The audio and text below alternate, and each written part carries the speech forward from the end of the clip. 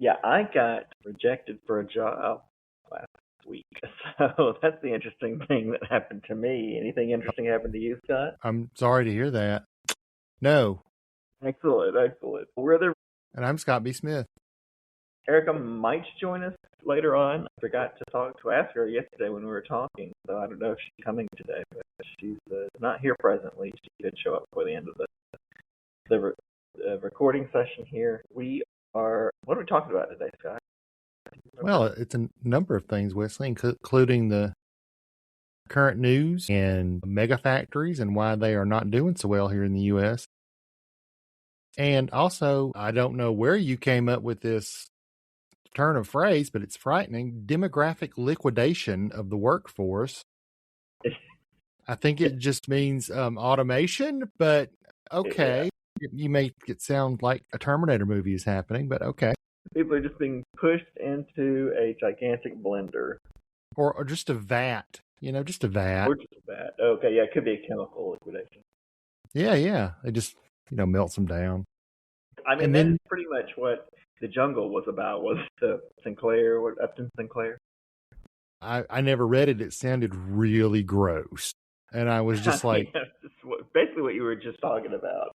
And I was just like, well, that sounds real nasty. I'm glad we don't do that anymore, I guess. And then, of course, here we are, 25 years later after I first hear about it in high school. And it's like, I guess we're going back to that now. We don't think regulation is good. Yeah, I mean, just because you have a couple of factory workers in your hot dog, no reason to complain. Right. Oh, you get to work. The free market will decide if those companies live or die. We don't need government regulation. Oh, yes? I'm going to tell you what happened on that job. Please do. You know Yuri. Yuri's a friend of the program. Friend of the show. Friend of the show, yeah. And a friend of mine in China. And he's, occasionally I talk to him about, wanting to come back to China and stuff. And he has more than once done something similar to this, which he is genuinely trying to help. So I'm not angry with it, but I think he might be a little angry with me. So he would say, "I'll find you something. I got friends looking for people," and then he'd connect me with somebody. This time he connected me with somebody in Guangzhou, and I've been talking to her for months. I think I first talked to her in January. Mm-hmm. And to be honest, I mean, I knew this lady from years ago as well, who, when approximately the same thing happened, same girl, but she's starting up a company, trying to start up a media company, and she was looking for somebody to come in and work in Guangzhou with her TikTok company, selling things online. And I was game to do it, and she asked early on through him what my salary requirements would be, and I said, that's not a question I answer. This is kind of always the way I go with that what is your expected salary question.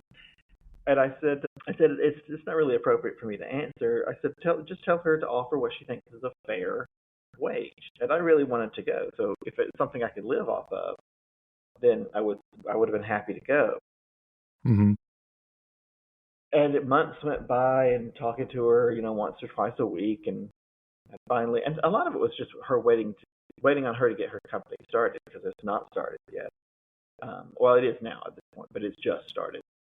And so she finally sends an offer. Actually, it wasn't even an offer. She just said, "Oh, well, we pay most of our employees about 5,000 RMB a month, and that comes out to about, I think I didn't check exactly, but it comes out to about $750 a month." And I was like, China's cheaper to live in than the U.S., but it's not that cheap. I said, I can't live off of how could you even get by on that? Anyway, so that fell through. All right. Well, anything you wanted to tell us? No, seriously, I can't think of anything interesting or noteworthy that's going on this week. Well, there's a place you can find noteworthy. That's right.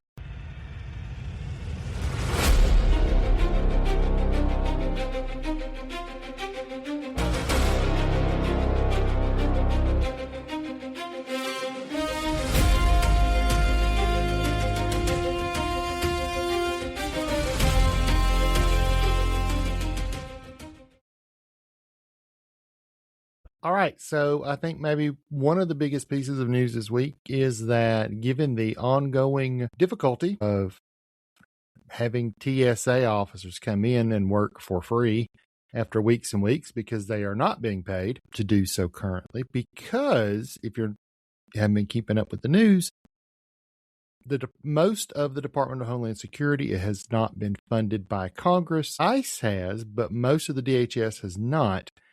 And that is because the Democrats want meaningful regulation and oversight and changes made of ICE, especially after the shootings that happened a few months ago in Minnesota.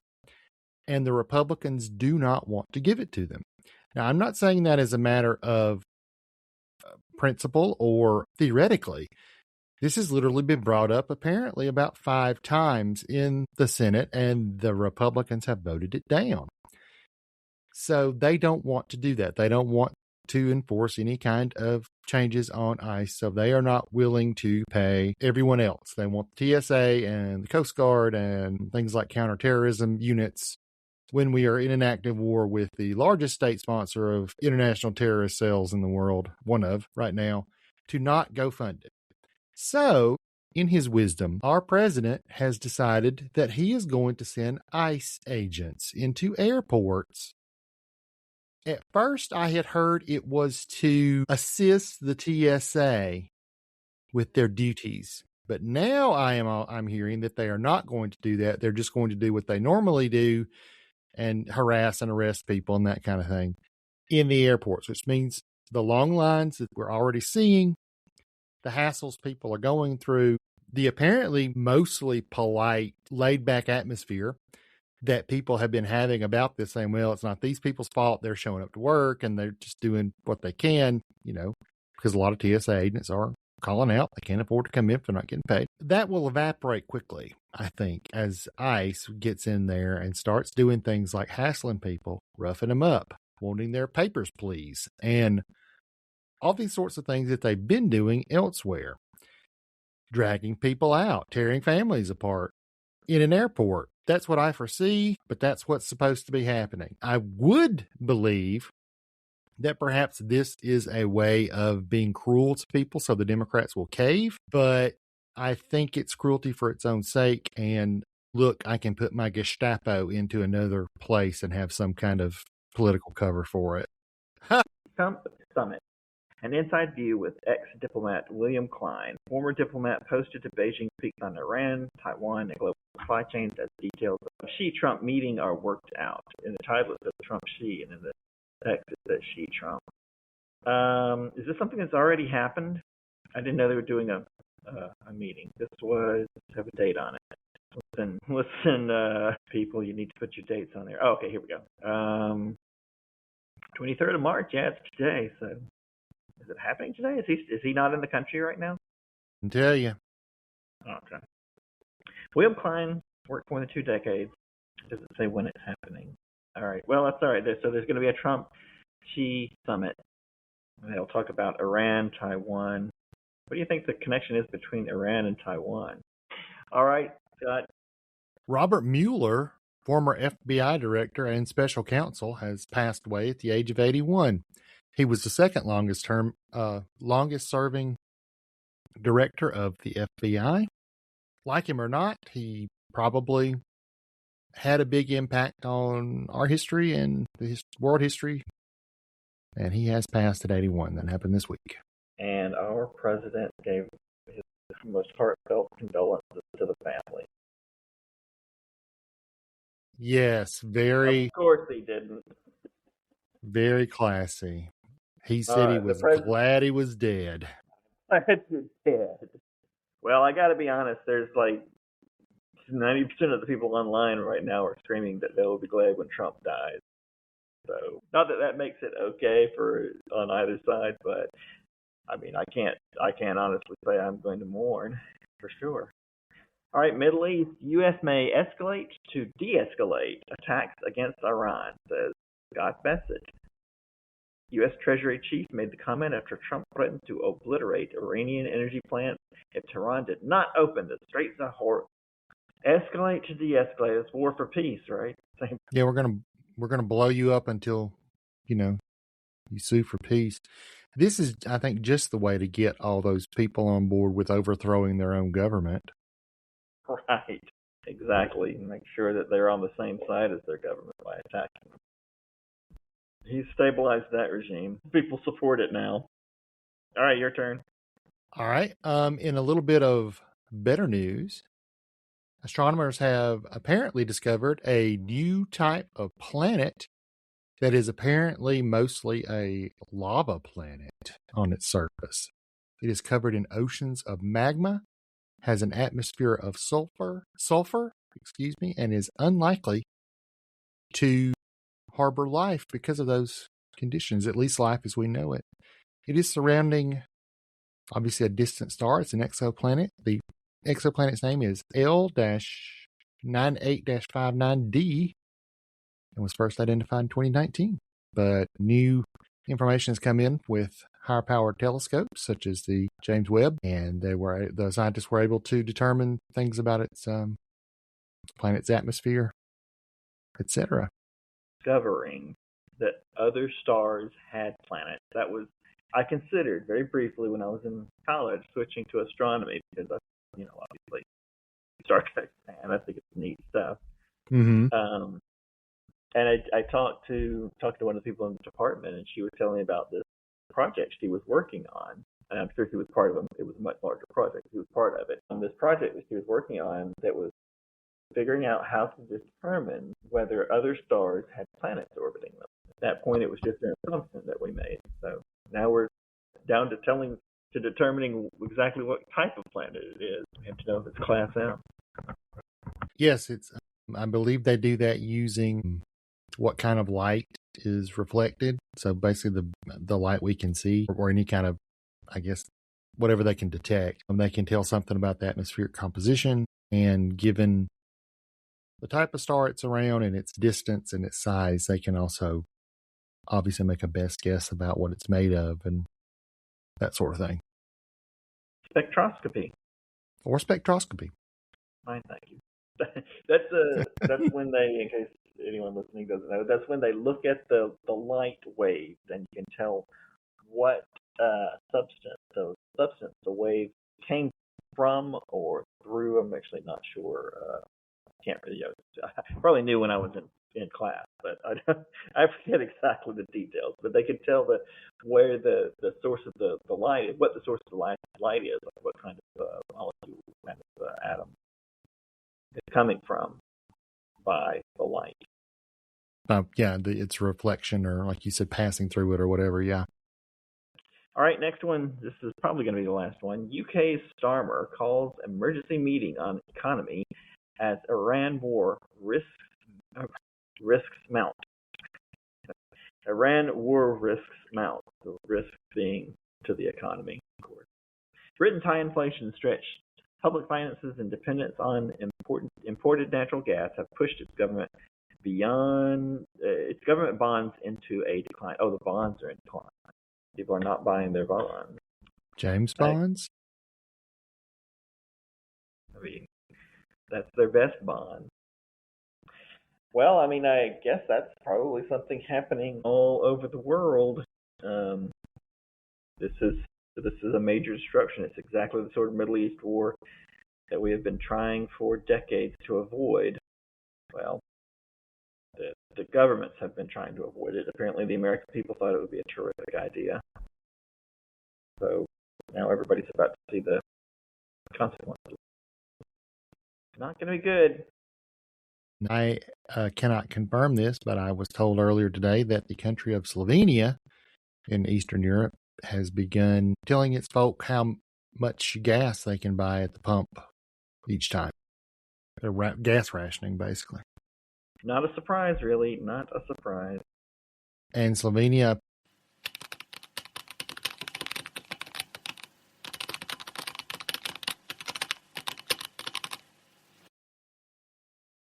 All right, so we're on to the main story for our episode. This is, I want to give you an overview. I called it the paper factory, but it's basically mega factories. Why are massive U.S. mega factories stalling despite billions in subsidies? We've got two examples. And we can search for some more if you like.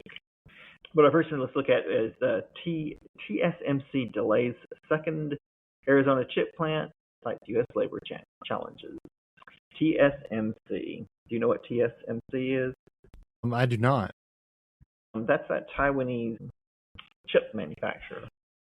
Okay. Taiwan Semiconductor Manufacturing Company, the world's largest dedicated independent semiconductor factory, founded in 1987 and headquartered in Taiwan. It manufactures chips for major tech firms like Apple, Nvidia, and AMD. TSMC is recognized as an industry leader in advanced chip technology, holding a dominant market share. Okay. So they were going to open a plant in Arizona, but they have been delayed. So the Reuters article is basically about them running into challenges as they try and open a manufacturing plant in the U.S. We have been reliant on them for, in fact, I mean, I don't think it would be too much to say that the world has been reliant on them for chips for some time. And the U.S. wants to get some of that in our country. And I find it really interesting that the tech revolution started in the U.S. and now we can't actually produce the things that allow that allow modern technology to work. So, do you want to take you read the article I sent? No. If not, you can take a minute to read it now. It's not a long article. I've skimmed it, so. Oh, okay. I was going to say, through the magic of editing, you don't have to worry about. Oh no, I skimmed over it while you're talking. So, what was, from your interpretation, what is holding us back? What is holding them back from building this plant? Well, the CEO and chairman has said that there's a shortage of skilled workers and gaps in the supply chain that have kept them hamstrung. I don't doubt both of these things. The skilled workers, if you're talking about just day laborers and stuff like that, which in my opinion are, they have a skill. Those are obviously, a lot of those in the country are being deported or under threat of being deported, even if they are citizens. And with the gaps in the supply chain, that's probably due to the tariffs that that have caused things like metals and rare earth minerals and stuff like that to be harder for us to get because we don't produce as much of those here, some of them. So I would think that would be probably as far as the government goes. And it does say later in the article here that there are a lot more rules and supply costs in the U.S. are more of those are much more than in Taiwan. So that can't be helping them. But yeah, what do you think? It says ways that a shortage of skilled workers and gaps in the supply chain, as well as a lack of regulations involving chip plant construction. So here's an interesting thing. It says lack of regulations involving chip plant construction. In other words, there's no guidance on what they need to do. We just don't seem to know how to. The government doesn't seem to know how to guide building them. Or if they know, they are taking a laissez-faire attitude toward it because of free market. And then later it also says, oh, okay, so here's what it says. We ended up establishing 18,000 rules, which cost $35 million. So the rules were not in place in order to be able to build it. They had to put those rules in place. So it's not that there were too many rules, it's that there were no rules to guide them. They needed it.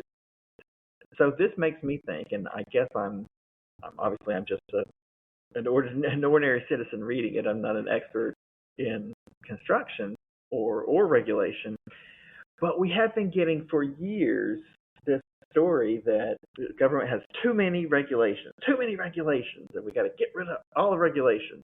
And then here's this company that comes along and needs to build a plant that we don't do a lot of, or maybe they don't do any of in this country or in your country. I'm in Vietnam.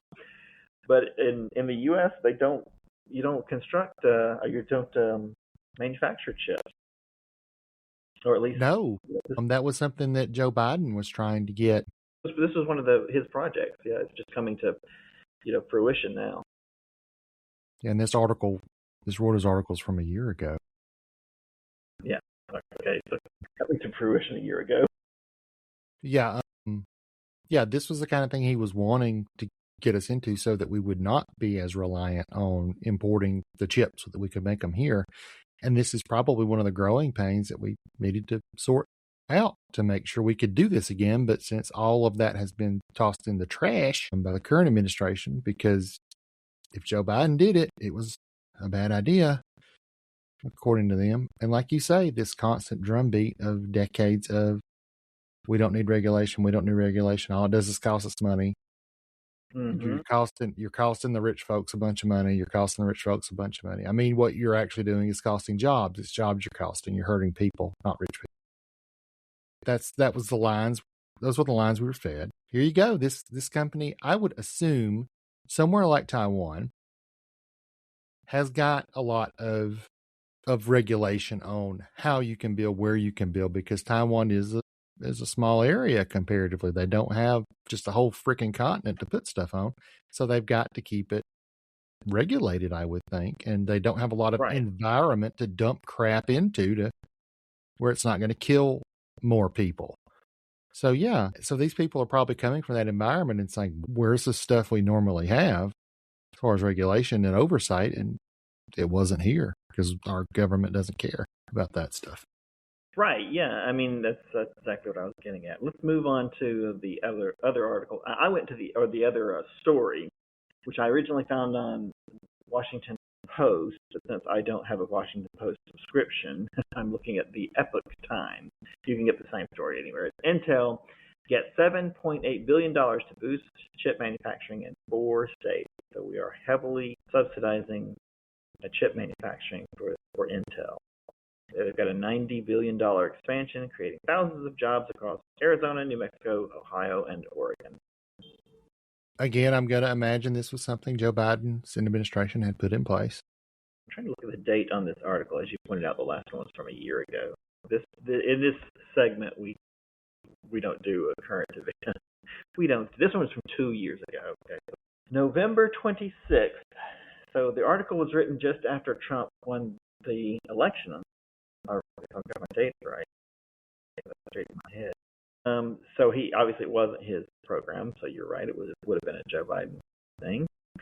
Commerce Department officially announces large investment.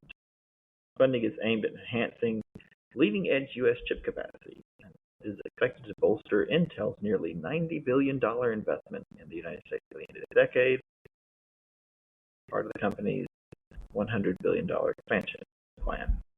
Again, I see this is, if you're going to subsidize something, I think subsidizing something like this, that semiconductors, microprocessors, all that stuff are used in computers in basically everything today. And so you're basically making sure we have a foundational item, a foundational material for anything that we want to build here. It's one step above raw materials, basically, in my opinion. Well, this is chips are also a national security issue. They are, as well as an economic. I mean, we're talking about oil now that's shutting down economies, and I think that's probably the big elephant in the room for the economy. No matter what the discussion is. But chips, for an advanced economy, chips are kind of the opposite end of that. It's so rare and yet so used by everything we do nowadays. I mean, sometimes I would say overused. They talk about how a toaster needs a computer chip in it. I don't think it does personally, but yeah, virtually everything made has a computer chip in it. Well, yeah, and so much of it now is being funneled into the quote-unquote AI engine manufacturing, the data centers and that kind of thing. So much of it's being gobbled up by them for their data centers, and it's. I gotta say, I'm not clear. I don't really understand why they need so many data centers. AI seems to be working fine now. What is the construction of these new data centers going to accomplish? I'm not sure, but I don't know that might be a rabbit hole that we don't have time to go down with this topic. So it could be a story for next week, though. It certainly could, yeah, and especially the resources that are used for those data centers. water is apparently a big thing. Electricity and water, right? And again, the lack of oversight and regulation. Right, yeah. Which I think is part of the story we're going to talk about when we get to the bigger picture here, which is we talk about regulation as if it's such an inhibitor for an industry, but it's actually not. It's the reverse. They need regulation so that they know how and what to do to make sure that they're legal. Because as soon as they start doing something, even the most anti-regulation person, as soon as they start doing something that interrupts their life or affects them, then they're like, hey, we got to regulate this. So nobody wants these companies just to be there doing whatever. They got to work within the communities and the environments that they're in. So they need guidance, and they want it because they want to be able to operate. Right, but they also don't want to have to pay to comply. Yeah, sure. I mean, companies like regulation. They just like regulation that benefits them. Okay, yeah. Yeah, so if it's costing them money, of course they want to get rid of it. But when you hear somebody who's quote unquote anti-regulation, they're never actually anti-regulation. They just want it to favor them. All right, let's move on to the deeper topic. Okay, so what I like to do, the last big topic we talked about is I don't think of it as a deep dive. I zoom out, I think is probably a better way to put it. But this is the industrial memory gap. Do you guys know what I'm talking about when I say that? Yes. Yes. Okay, would you like to introduce this topic and tell the listeners what we mean when we're talking about the industrial? As the boomers age out and are, leaving the workforce or retiring, even though the country is definitely raising the retirement age every freaking year to make them work until they're like just dead. I've been here 84 years. No, I don't. Anyway, okay. So as they exit the workforce, and they're the ones that had any kind of skilled labor, any kind of skills, the newer incoming people don't have those skills. When the boomers leave the workforce, they take with them, and this is what Wesley wrote, an industrial memory that has not been codified, documented, or successfully transferred to a younger generation. Hold on a second, y'all. I'm swallowing a pill. Okay, so we talk about onshoring jobs, right? Like that's the whole concept that was behind the tariffs. And Donald Trump isn't the first one to talk about doing this. We got to bring jobs back to America. We got to bring back those manufacturing jobs.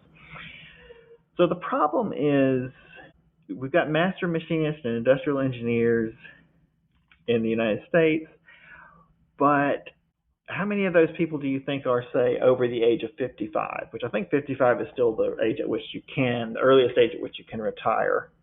What percentage do you think is over 55? Hey, can Jacob get in on this? You mean in on this conversation? Yes. Yes, I want him to read this really quick and then listen to this. Can you listen to this with me, Jacob? Look at this. Read that right there. You literally were talking about this. Just read it real quick, right here. Go ahead, Wesley. I'm going to have him read it. I'll just because, yeah. All right. Yeah. So what percentage do you think are over 55? You have a guess? In engineering or in the workforce in general? Master machinist or industrial engineer? I'm going to guess 85. 85%? I'm going to say yes. 52. Okay. You're a little high. Erica, what was it on The Price is Right? You have to guess it without going over. Erica, I'm sorry, you actually went over as well, but you got closest. It's at 50%. So half of the people. That's quite a large percentage of the amount of people that are in retirement. So it's partially the boomers' fault for wanting to keep the knowledge. Yep. Thank you, because they did not teach their next generation, right? I had to really suck up to them to get the knowledge out of them right before some of them. Yep, because they're guarding it because they are. I mean, not just them, but it's a lot of. There's more to it than that. But Jacob personally said, did you hear him personally on the job? He's an engineer, right? Okay, so he does mechanical, electrical engineering, robotics, PLCs, everything. Okay.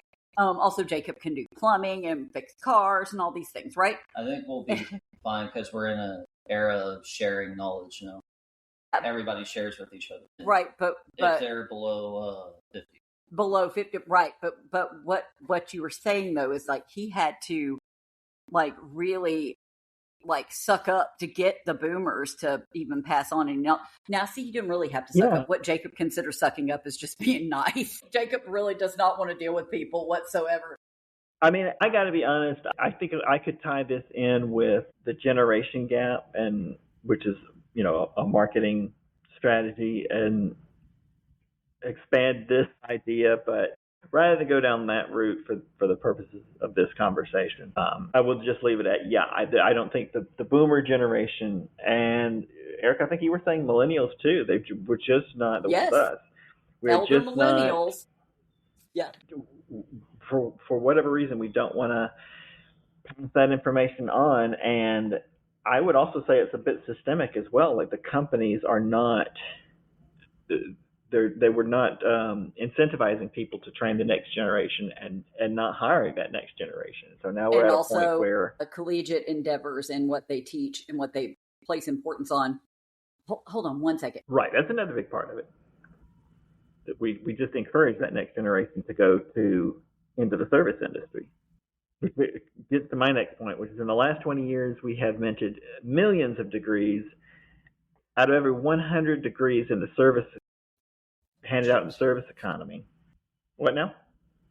Oh, that was Jacob. What now? What did you say about the service economy? So we're handing out degrees to go into the service economy, but we're not doing vocational certifications for manufacturing, advanced manufacturing. Right. I mean, we are now, but we should have been 15, 20 years ago. Right. So that's they should have been doing this for their children. You know what I mean? Or actually 30, 40 years ago. I mean, think about it. Like someone, let's say someone that's like 40. We'll go back 40.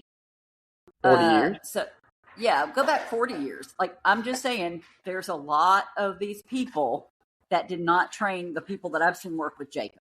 Okay? And they could be anywhere from like if someone, 40 years ago, Daddy would have been like 30 something. So they were little kids, so maybe we'll go back 30. So these young ones that are like anywhere from like 20 to 35, okay, their parents either didn't teach them or they didn't know for whatever reason, but usually the boomers didn't teach them. And I don't know why they didn't. I don't know why. I mean, like Jacob said, the boomers that he had to work with, they were guarding their knowledge because they were told, oh, you're getting old, you old fart, now you're going to be out, and all the new people coming in, they didn't want to give it to them. But then also the boomers and a big movement here by the regressives was, college isn't important, get a trade. But they didn't have enough for them to get trades. Now it's coming up. Now it's been around for about maybe like 10 years. There have been more trades over here. I've seen it in the tech schools, where it's not just automotive repair. They have a lot of industrial, electrical engineering, electrical technology engineering, things like that in the 2 years. But that should have been happening 10 years prior to that. You see what I'm saying? Like 20, 30 years ago, the boomers and the millennials should have been knowing how to do this.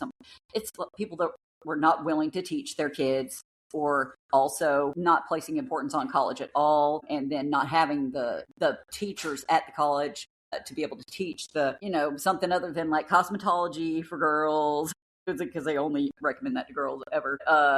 What's something that you saw at the tech school when we were there? We didn't see all this. There's a lot of engineering stuff now and more computer stuff now, like computer science and things like that.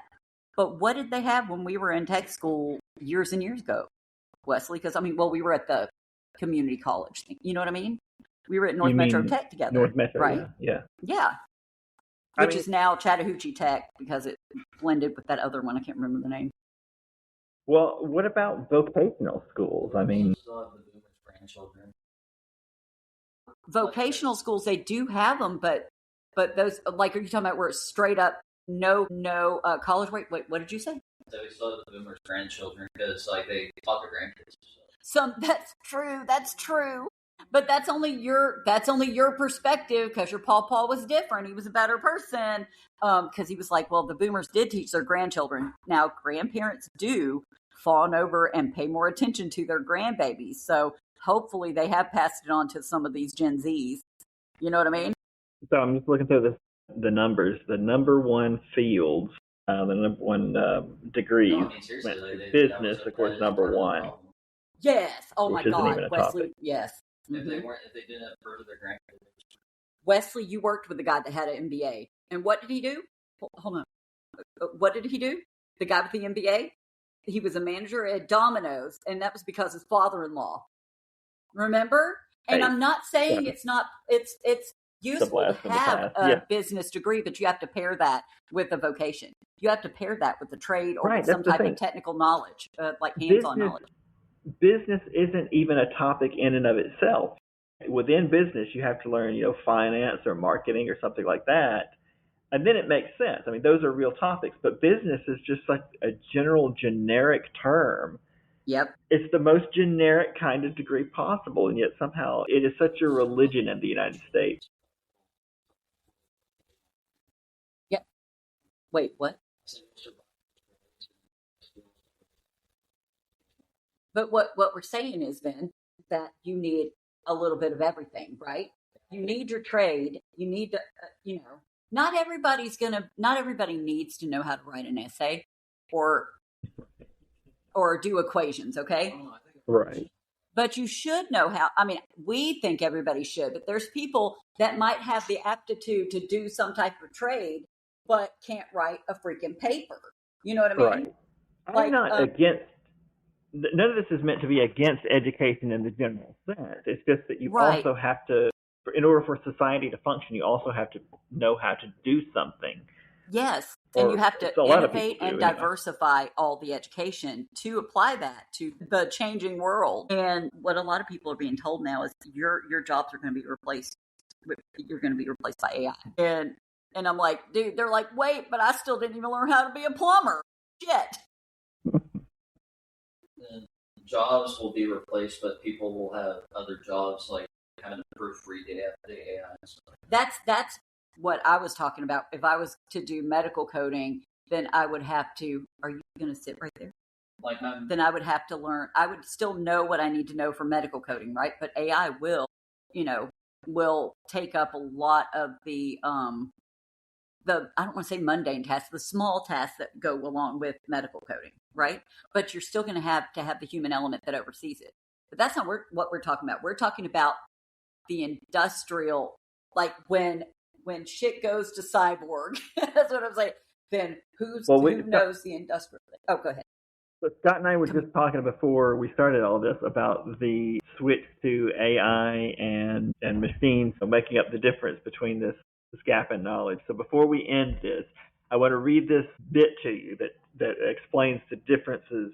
So there's two terms that are coming up according to a recent study by researchers at Stanford and Carnegie Mellon, and they've categorized this into two different areas, two different models of work: the centaur method and the cyborg method. I love that.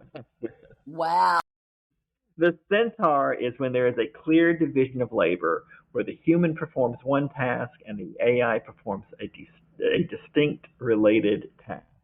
The human maintains strategic control. Yes, thank you. Yeah, so that's a different thing from the cyborg, where a fused co-creation, where the boundaries between human and machine are blurred. The human and the AI work in small alternating steps, with the AI becoming increasingly attuned to the individual user's style. That's how we end up with iRobot and Alien, the newest Alien Earth thing, Timothy Oliphant. Man, he's like, that's a cool Borg dude. Wait, he's not a Borg. What's the other thing? There was a cyborg. What's the other thing? It's like, what's the other level? In this, it was the centaur, the cyborg and the centaur. Centaur? Centaur, I'm not sure why they picked centaur. I mean, I think it's still cool imagery, but I'm not sure why they picked it, because a centaur is not a machine. It's a human and a horse. Yeah, what do they mean? It's two very different things that are kind of fused together to do one, I guess, at that point. With the centaur, it exists. It's with the other, it's, work. But. Well, but this says, though, when they say centaur, they're talking about when a human and a machine perform distinct but related tasks.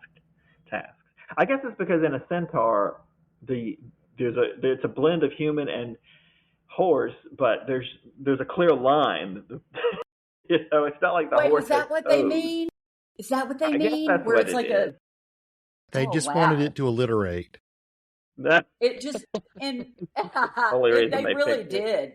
They really did. Somebody said, "This sounds cool, man," because that just Here's what that made sounds me think cool. of a workhorse. Like that didn't make me think of like a delineation, like a line of demarcation between horse and man.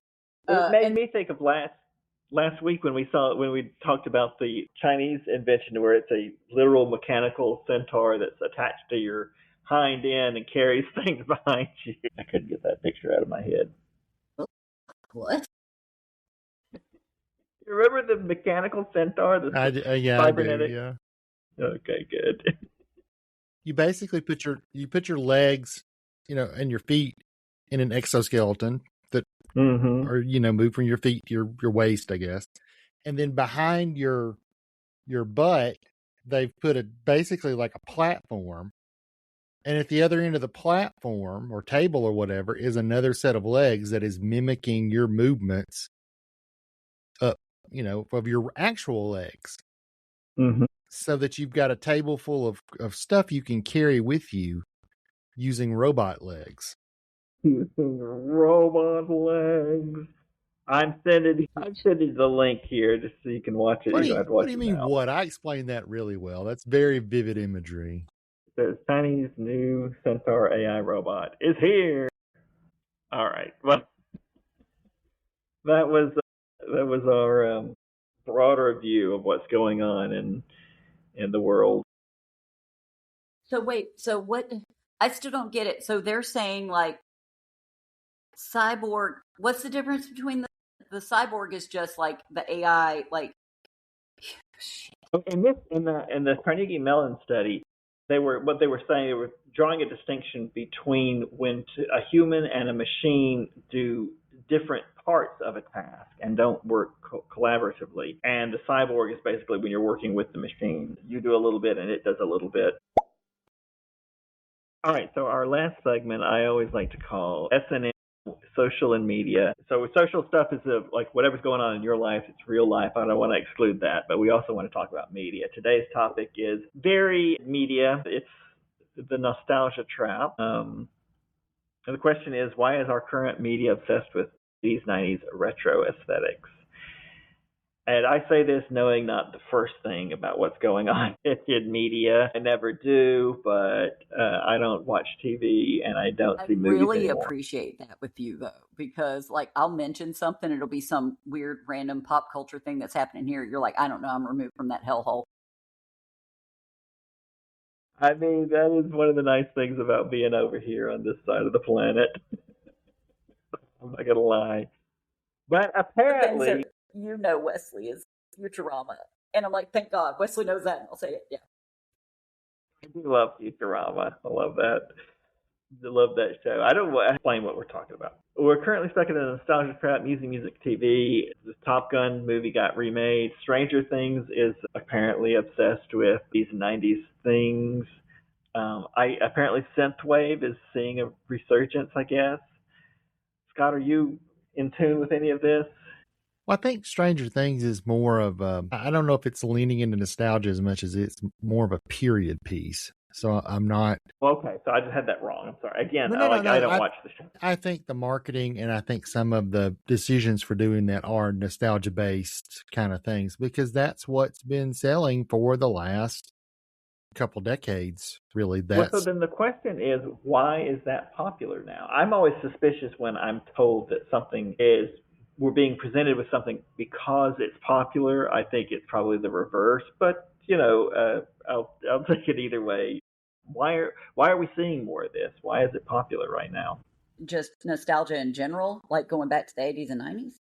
Mm-hmm. I mean, I would put it all the way back to the Marvel movies, all these comic book movies that started, where the characters started in the 50s or 20s or something like that. Yeah. But there's a lot of 80s and 90s. It is a whole other. You're right. You're right. This is stuff that's from the '80s, which is our childhood. So why is that popular now? Why do people want to see it? I mean, like people that are producing are anywhere between typically not the ones that are the actors, but the people that are producing it and writing it are our age. So they're going to go back to our childhood. You know what I mean? Right. I think that's more it. Well, I mean, yeah, if you look at cartoons from the 80s, for instance, any generic run-of-the-mill churned out cartoon, you're gonna have bad guys in it at some point, if it's an action cartoon or whatever, that look like greasers from the 50s, because that's what the people writing it and doing the program at the time remember as being, these are the bad guys, these are the bad boys. And I think it's kind of the same thing. You get to a point in your life where you want to go back to something simpler. You want to try to recapture what you felt when you were young. Mm-hmm. Even though that's not entirely possible anymore because the new has worn off. You've certainly got more experience with the world that you didn't have. Worn off of me, you mean? The news worn off the property, whatever you're consuming. Okay. If you go back and watch some of the cartoons we watched in the 80s, they are not good. And I don't mean like they were racist, or I mean there was some, but they weren't racist or like promoted bad ideas or something. In a lot of ways, they promoted good ideas that are being lost, like, be friendly and to other people. But don't celebrate someone's death. Yeah, right, yeah. Well, unless it's the big beautiful coronary. But go ahead. But yeah, they're certainly not as sophisticated as even something wacky and silly like a SpongeBob or something like that these days. And that's fine. But I think people want something that's like, well, why does it make me feel like that again? And it's like, because you're not 8. I mean, and this is what prequel, the Star Wars prequels. Right, I like these movies. That's because you're not a child anymore. Anyway, the prequel movies were. My thought on this was, you're not going to be able to watch Thundercats again for the first time. You're not going to feel that way again. And what's being made now is not what was being made then. Because if you want it to appeal to anybody besides the original audience, who probably is much smaller than it was back then because of aging and life commitments and the splintering of our kind of popular culture into so many different branches and tributaries now, you're going to have to reach new people, and it's going to have to be somewhat different. And the old fans, the people who get online and bitch the most, don't like that. They want they want exactly what they had and felt and saw when they were young, just a little bit different. And if it's not the kind of different that they want, they bitch. But the thing is, they keep watching. They keep spending money. They keep putting their eyeballs on things for advertisers to plaster their product into. And that's why you keep seeing these things being made. If they did not make money, they would stop being made. I want to say that I think Stranger Things is not the right way to represent that part of it, because no, it's not. They're not romanticizing it either. It's because I don't want to ruin it though, because you haven't watched the rest of it, right? I haven't seen any of it. Oh Jesus, I really want you to watch that, because it works for me as an older person, so it works. Erica, but are you saying that Stranger Things falls into a different category? It's not the same as like a Top Gun remake or a Sense8 revival? Right. Well, the Top Gun movie wasn't a remake. It was not a remake. You're right. It was a continuation. Set. Yeah. You're right. Which, by the way, though, I love that though. But I really loved Top Gun, and I like Tom Cruise. I don't care if he's a kooky, but I really like him as an actor. But Stranger Things, that whole thing is about friends and family and being brave. I don't want to freaking ruin it. I really want y'all to watch that. It sounds like it's very much rooted in the ideas that were heavily emphasized in the 1980s in that kind of movie, no, like the Goonies and I things have like to, that. no, it's better than the Goonies, and you don't even Well, believe me. I love Goonies, and I know you Nope. didn't watch it when you were little, Scott. And here's the thing that I really wanted Scott to watch it. I was like, you haven't watched it, but you wouldn't think of it the same way because you didn't watch it when you were like 8. You know what I mean? No, but I also feel like I'm smart enough to realize that I'm not 8 now and can. You wouldn't bitch about it and be like, I can't believe these Goonies, but okay. But my point is that believe these Goonies. it's not okay.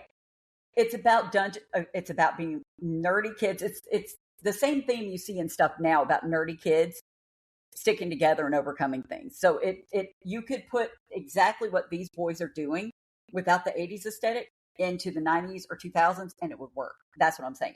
Without me ruining the whole thing, because man, I'm telling you, it really feels like, you know. I think a closer example to what Wesley may be talking about is something like Transformers or Teenage Mutant Ninja Turtles that just keeps being Creepers, yes. remade and remade and remade over and over in the decades, and sometimes it works and sometimes it doesn't. Yeah. Now, let us not forget that these sort of things are not completely new, because we saw in our younger days, there were 2 Brady Bunch movies. The first one at least did well. Yeah, there were 2. Yeah. There was like a Flintstones movie. There was a lot of stuff like that was made. It just didn't catch as well as it has now for some reason.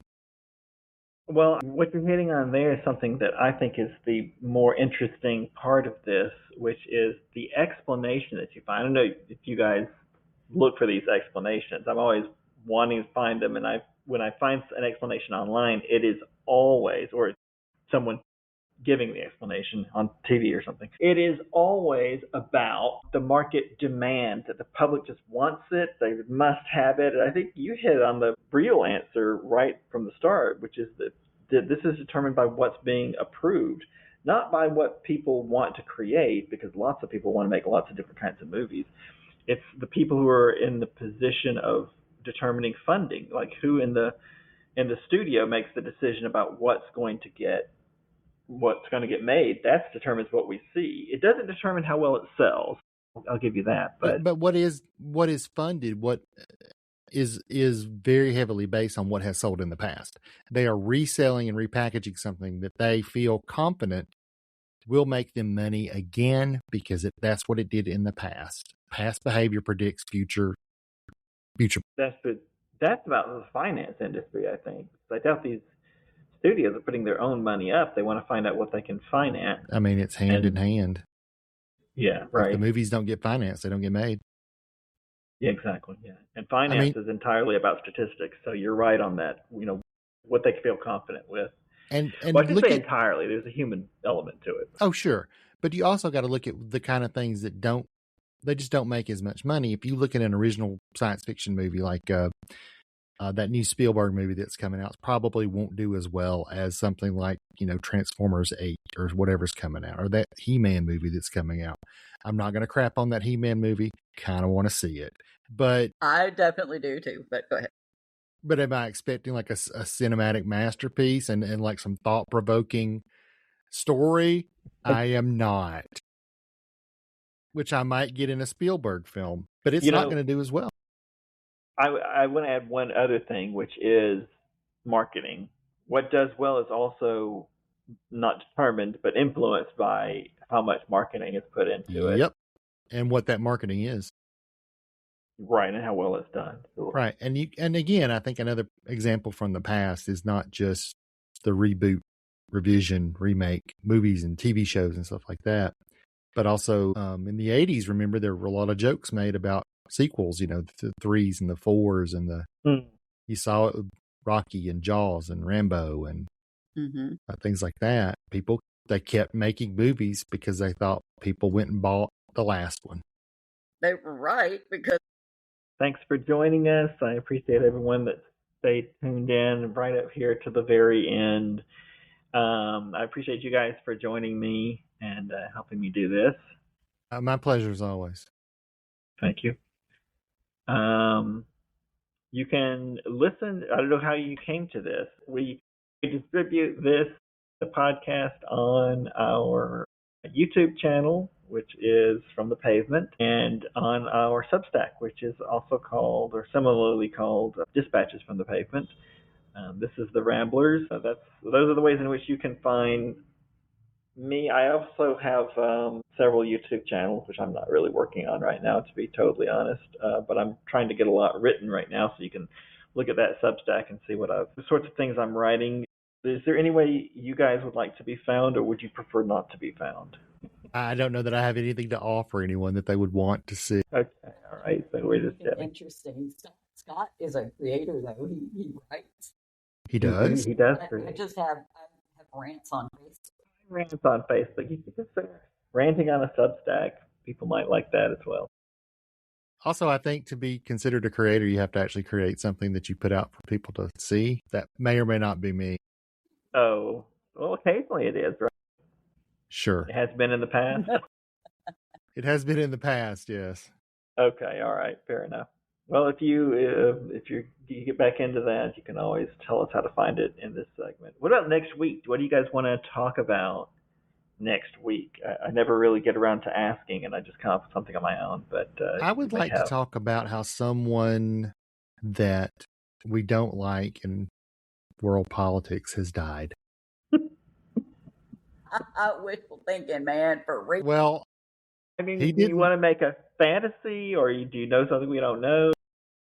No, neither of those things.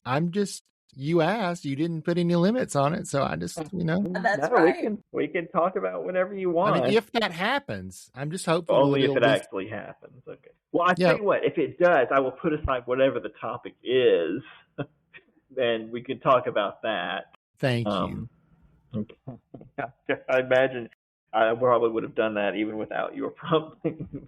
Well, that's another thing, too, is I sometimes wonder when crazy things happen, and they do often happen nowadays, should we prepare for that, or should we just wing it if we have something crazy to talk about? When news breaks. When news breaks. We stick with our schedule. Okay. I mean, if that were to happen, that would absolutely, obviously be the first thing out of our mouths after we already called each other and cried and jumped for joy. I mean, I'm with you, but we could talk about that. Actually, Scott, that's not a bad idea. And to do a what if episode. I think I would like that. Maybe. Are we writing fiction? I can do that. You can write some fiction for us, but we can talk about not what if, but I would almost say when it happens, because he's very old, and at some point it doesn't even matter which one you're talking about. That applies to all of them. I can think of right now. You're right. Yep. That's another thing to talk about. What is this? What do they call it when it's ruled by all elderly people? Gerontocracy? Is that what it is? That sounds right. I mean, could be a made-up word. I don't know. I mean, I don't know. It does sound right. Geriatrics and the. You've got the best words. Okay, I've got all the best words. All the words are in my vocabulary are the best. Only the best. Only the best, ladies and gentlemen. All right, guys. Well, I'm going to send you some preparation materials on that then, because I think that is actually a really good topic, and it'll switch us away from the golden vocabulary.